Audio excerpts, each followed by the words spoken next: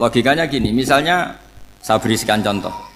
Khalid bin Walid itu anaknya Walid. Walid itu musuh besarnya Rasulullah. Tapi di punggungnya ada orang bernama Khalid. Nah, di punggung ini kira-kira Allah sudah tahu apa belum? Jawabannya sudah tahu. Artinya kalau ini mati atau kamu bunuh, kamu sebenarnya nggak bunuh orang kafir saja, bunuh calon orang mukmin yang sekarang masih bersemayam di punggungnya orang-orang kafir. Jadi bisa saja orang yang sedang kafir itu ada sekian calon generasi yang suatu saat mukmin. Itu syariat yang diajarkan ke Rasulullah SAW. Karena kasefnya Nabi, kasef itu satu kondisi di mana seorang Nabi itu dipertontonkan sesuatu yang nggak kelihatan. Nabi dipertontonkan ternyata banyak orang kafir yang di punggungnya itu ada calon generasi mukmin atau Muslim. Akhirnya Nabi nggak berani. Jangan bunuh. Mungkin bapaknya ada iman tapi anaknya iman.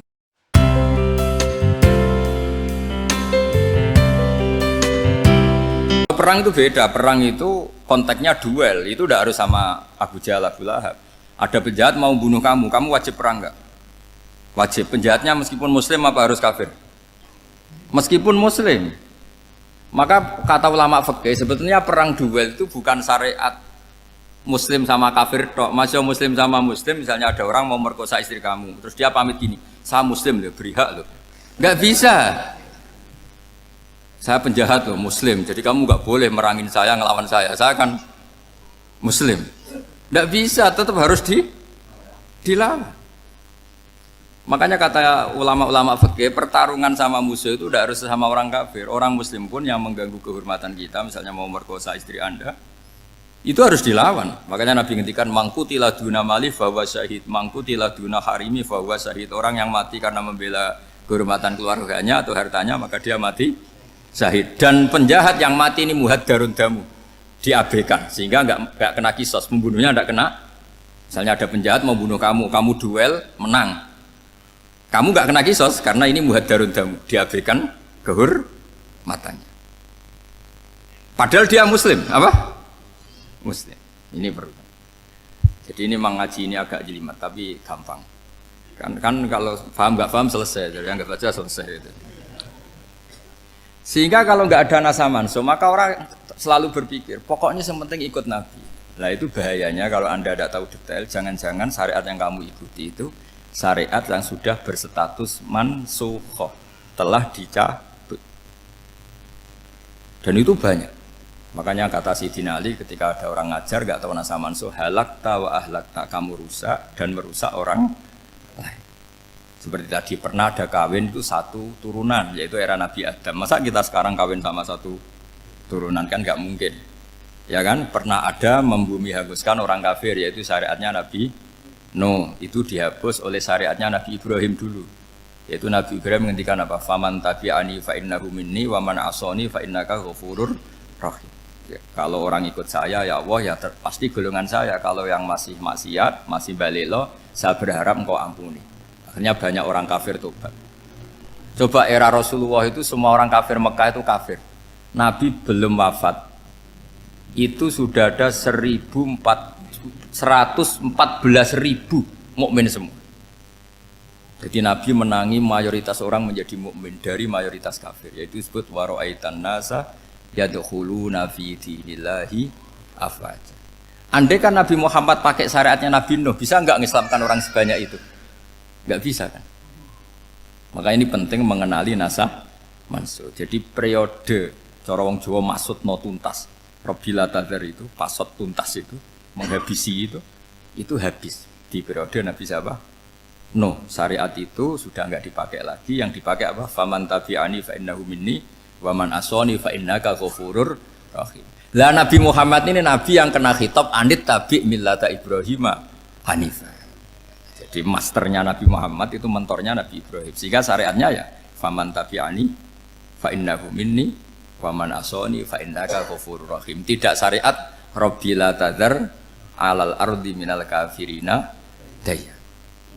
Jelas ya. Jadi mengenali nasa mansuh itu penting sekali karena kalau enggak Anda halakta wa ahlakta, kamu merusak diri kamu sendiri juga merusak orang lain, karena menfatwakan hukum yang sebetulnya sudah berstatus mansukhoh hanya berdasar itu kan syariatnya nabi-nabi dulu. Syariat yang apa? Syariat yang nggak pernah terhapus hanya satu, usuluddin, yaitu tauhid, itu sama. Tapi kalau syariat itu beda-beda, atau furu'iyah itu beda-beda. Yaitu tadi saya beri contoh, era Nabi dulu kalau ada pakaian najis dipotong, dibuang.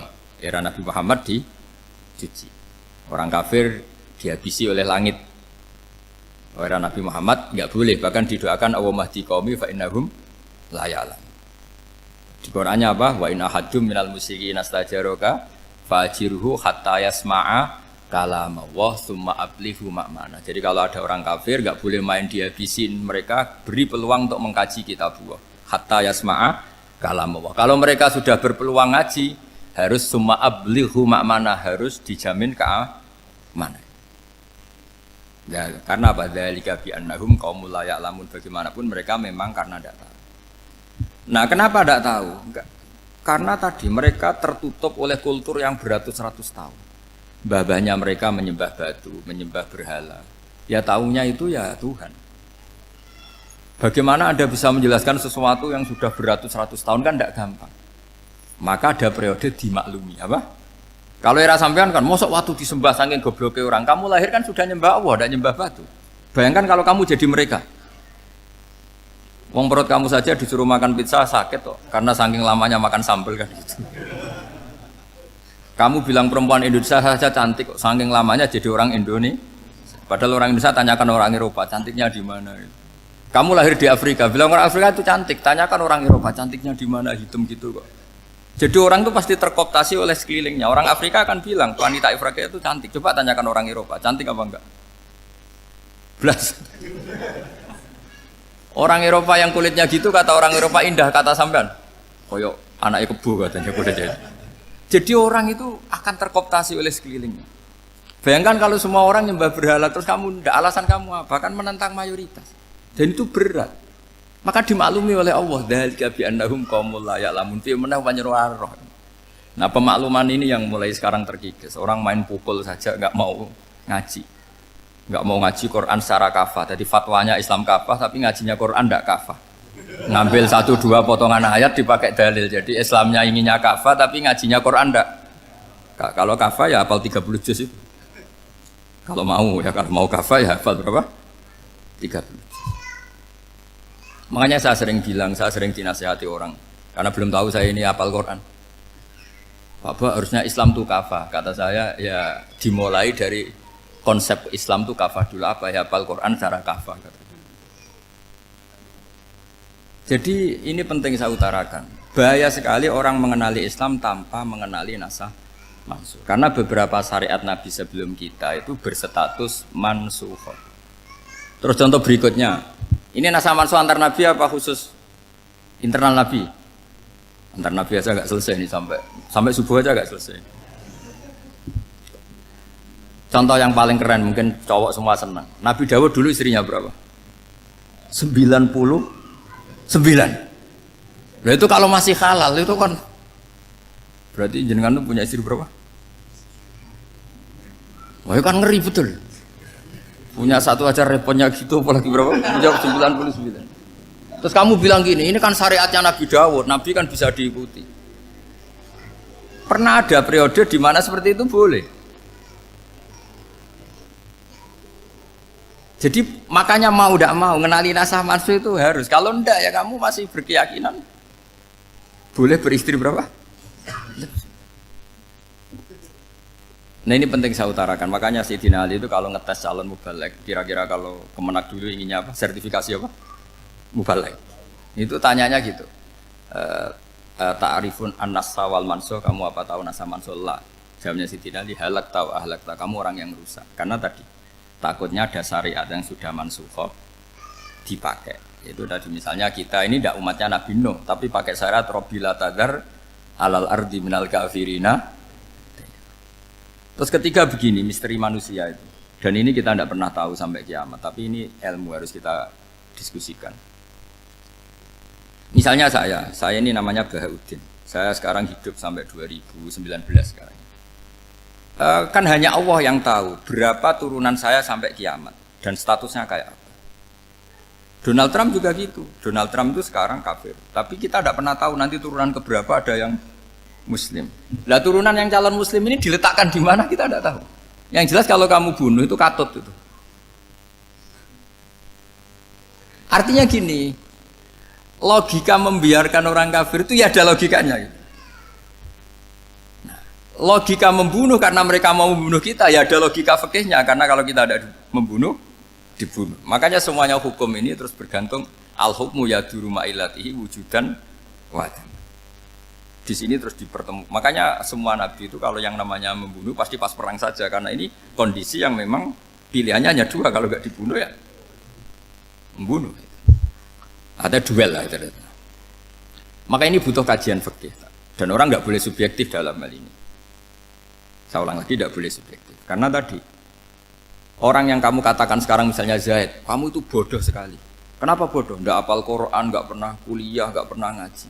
Ternyata Zaid ini bersemayam calon anak yang alim alama hafal Quran namanya Umar tapi masih jadi sperma. Suatu saat Zaid itu punya anak alim alama kan banyak orang tidak bisa baca Quran punya anak hafid banyak nggak di Indonesia?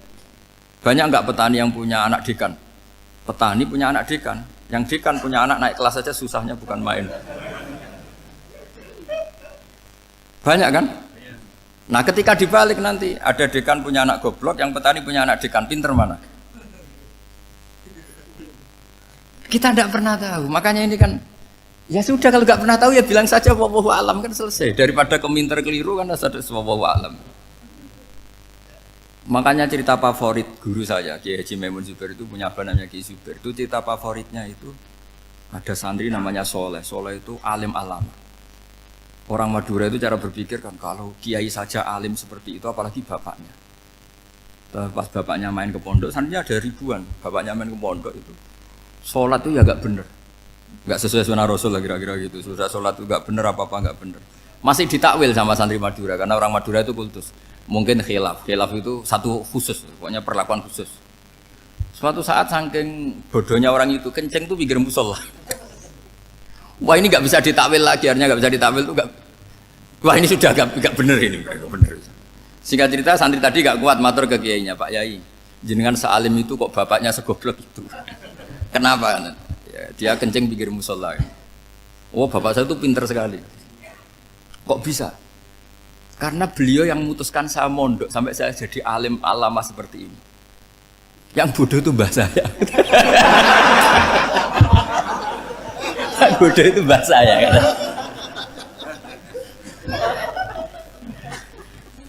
Artinya gini, sekarang misalnya Anda dekan, atau Anda rektor, atau Anda profesor, atau Anda kiai top, mubalek kondang. Anda mubalek kondang terus punya anak, gobloknya bukan main. Atau apalagi anaknya ketangkep KPK. Yang satu anaknya orang bodoh jadi dekan. Kalau kompetisi ini pinter mana coba? Ada ahli metodologi, tapi anaknya itu terlibat narkoba. Yang ini petani utun, anaknya dekan. Kira-kira kalau dikompetisikan pinter mana? Anaknya pinter petani tadi gitu.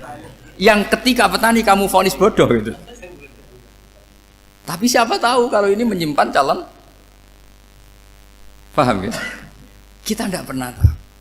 Makanya Quran selalu ngajari dalam ilmu sosial itu wa in adri la'allahu fitnatul lakum wa mata'un ila.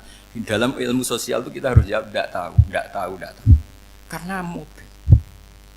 Makanya saya tadi pagi ngaji di direktorat saya bilang saya pernah diprotes orang, Gus kamu udah jelas 01 apa 02. Ya saya jawab gitu. Manusia itu makhluk yang paling gak jelas gitu. Sekarang soleh suatu saat bisa saja gak soleh. Yang sedang gak soleh suatu saat soleh. Sesuatu yang mungkin rubah kok kamu fanatik itu gimana? Nalarnya itu gimana? Coba kita tahu dulu Wahsy itu pembunuh Hamzah, akhirnya mati mukmin ya enggak? Padahal orang yang sangat dibenci Rasulullah karena membunuh Sayyid siapa? Hamzah.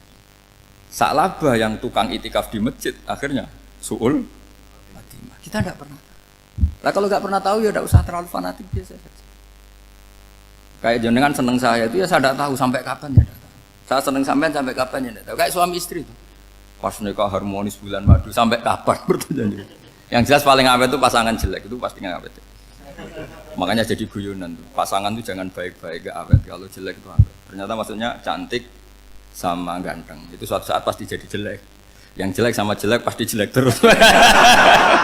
Makanya jadi guyon aja. Kalau pasangan jelek itu awet katanya. Tapi kalau pasangan baik Ternyata baik wajahnya itu mesti gak awet. Suatu saat pasti jelek. Tapi yang jelek awet. Karena mulai dulu ya jelek sampai itu. Awet jeleknya maksudnya bukan. Ya jelas ya. Jadi saya mohon sekali ini ilmu. Sampai ndak urusan ini bukan urusan cocok ndak cocok tapi ilmu. Ilmu harus kita dengar bahwa syariatnya para nabi itu yang sifatnya furu'iyah, tidak usuliyah, tidak tauhid itu potensi rubah. Sehingga mengkaji nasab manusia itu satu keharusan seorang ulama.